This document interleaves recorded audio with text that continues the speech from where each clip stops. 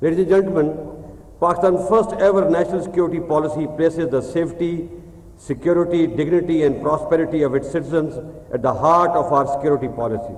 We are committed to preserving our gains against terrorism, and we are working with the interim Ikhwan government and other neighbors to ensure that terrorist organizations are no longer allowed to use territory of one country against another one.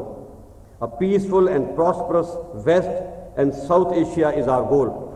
Our focus remains on eliminating intolerance and extremism by celebrating the diversity of our country and ensuring the right of state to preserve the fundamental rights guaranteed under the constitutions, irrespective of caste, creed or belief.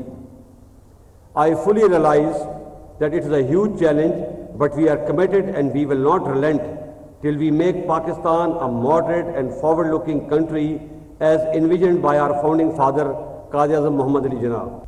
Ladies and gentlemen, toward the east, situation along the line of control is satisfactory and fairly peaceful.